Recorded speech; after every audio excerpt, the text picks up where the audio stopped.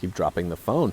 Today we're going to talk about long-term versus short-term thinking, because there's this mentality that I'm starting to see, especially in our USANA business, but also in the world in this day and age with technology that we currently have. So as we can see this, it's everything is at our fingertips, right? We have so much access at such a fast period of time.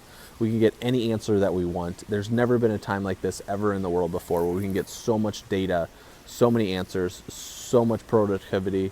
It's right now. Like I can get anything I want right now based off the cellular phone that I'm filming this video on, because of Google, because of the technology, the day and age that we're at today. So it's a lot of short-term thinking. It's like we order something, and we do Amazon Prime, so I expect everything to be there in 2 days, but I order something, it takes a week. It's like, why didn't you get here faster? Because literally, like, real shipping actually takes a week. And when we think about our long-term perspective, it sabotages us when we start a business or running a business. And when I say that, what I mean by that is that in the first year of business we're learning the steps, we're learning what we need to do, we're becoming familiar with things. Many people don't even make it to year one. They usually quit after 90 days to 6 months. And once they get to the first year, it's about you're learning competent with what you're doing. The third year is when you can really start looking at becoming profitable in what you're doing. And in the fifth year is like you're really starting to make some serious dough. And then the seventh year, you can consider world class, right? That's what they say, but I don't know what world class is, some term that's thrown around. I don't think anybody's world class at anything, because there's always somebody behind you that's coming to kick your butt. So it's the concept of thinking more of a long term, like think to be like, I'm in this for 3 years. When I started my business in 2009, I knew there was no way I was going to work another corporate career job in my life, like to have somebody else tell me what to do. Now, that doesn't mean the fact that it wouldn't be something where it's like a consultant or things like that, but I would never have a boss ever again. And I knew that when I started my business, and that was my driving force to what I ended up doing, because having a boss in my book for my time at my life sucked.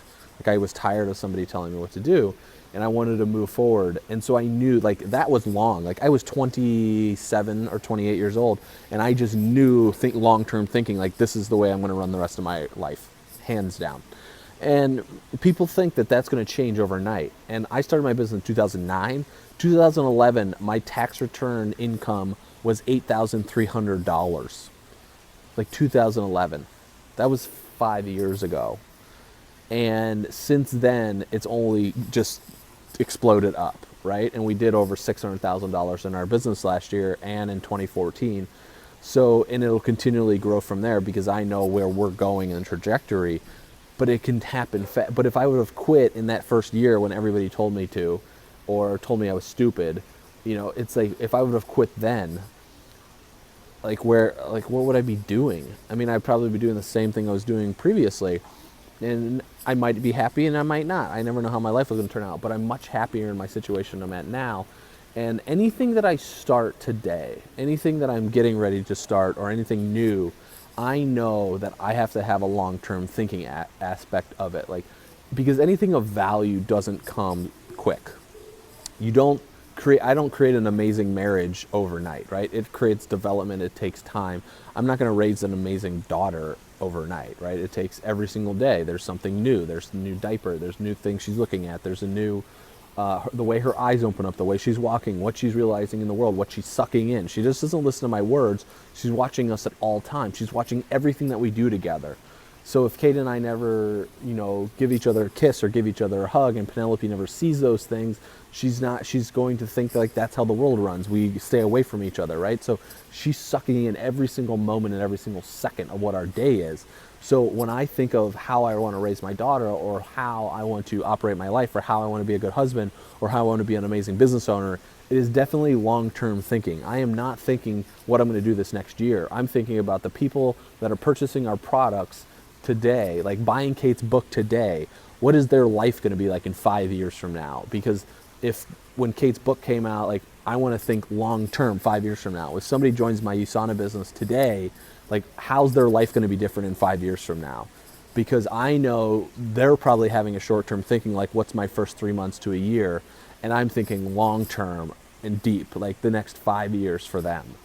So anything that we're impacting today, I want that to be sustainable 5 years from today. because it's just like I'm thinking more long term with everything that we do and every action that I take. And there's too many people that think short term, that you have to have quick results now.